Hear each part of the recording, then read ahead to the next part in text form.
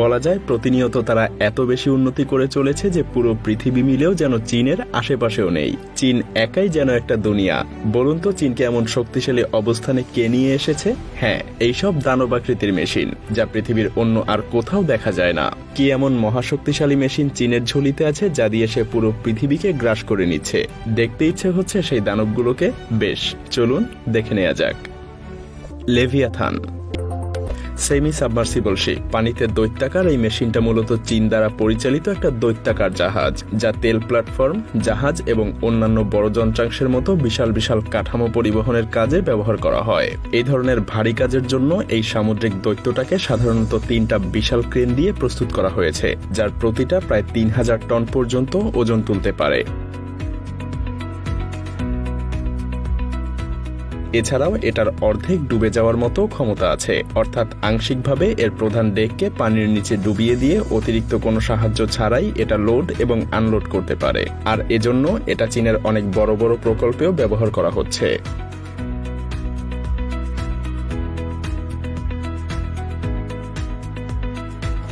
Automatic terminal. ভাবতে পারেন চীন তৈরি করে ফেলেছে একটা automatic terminal.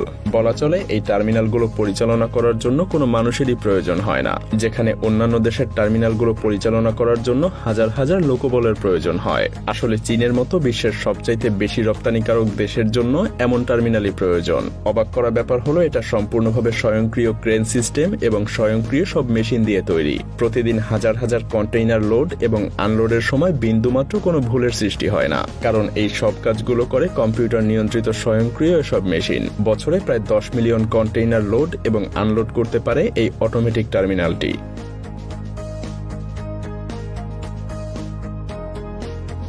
Super crane. Zoom lion R272 বিশ্বের সবচাইতে বড় ক্রেন টাওয়ার হিসেবে বিখ্যাত। এই ক্রেন 400 মিটার উচ্চতায় প্রায় 720 টনেরও বেশি ওজন তুলতে পারে। উদাহরণ হিসেবে বলা যায় এটা প্রায় 130 তলা বিশিষ্ট একটা বিল্ডিং এর বেশি উচ্চতায় 500টা গাড়িকে স্বাচ্ছন্দ্যেই তুলতে পারে। তাছাড়া এই ক্রেনের সবচেয়ে আধুনিক সব প্রযুক্তি ব্যবহার করা হয়েছে। এটার অত্যাধুনিক নিয়ন্ত্রণ ব্যবস্থার কারণে সবচাইতে প্রতিকূল অবস্থার মধ্যেও এই ক্রেন সফলভাবে সবচাইতে কঠিন এবং ঝুঁকিপূর্ণ কাজ সহজেই করে ফেলছে।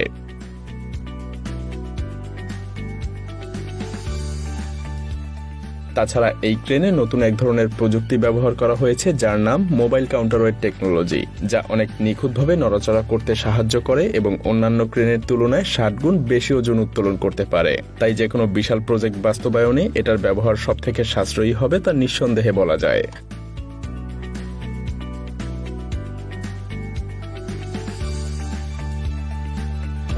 Hyper crane. 4 চাকার এই হাইপার ক্রেন চীনেই প্রথম তৈরি করা হয়েছিল এবং 2013 সালে চীনই প্রথম বাণিজ্যিকভাবে এটা বাজারে চালু করেছিল। এই অসাধারণ 4 চাকার ক্রেনটা ক্ষমতার দিক দিয়ে সব ক্রেনকে যেন ছাড়িয়ে গেছে।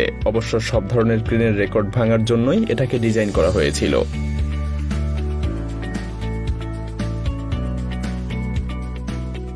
এই ক্রেনের উত্তোলন ক্ষমতা প্রায় 4000 টন, সেটাও কিনা প্রায় 110 মিটার উচ্চতায়। সত্যি বলতে এটাকে যেন সাধারণ কোনো ক্রেন বললে ভুলই হবে, কারণ এটা ক্রেনের দুনিয়ায় যেন এক দৈত্য। তাছাড়া এই ক্রেনে ব্যবহার করা হয়েছে 460 হর্স পাওয়ারের 3টা শক্তিশালী ইঞ্জিন, যা ইস্পাতের এই দৈত্যটাকে শক্তি যোগায়। যাই হোক, XGC-8800 সবচাইতে অসামান্য দিকগুলোর মধ্যে অন্যতম হলো এর ডিজাইন। এর অত্যাধুনিক ডিজাইনের কারণে এটাকে সহজেই একত্রিত করা যায়, আবার আলাদাও করা যায়।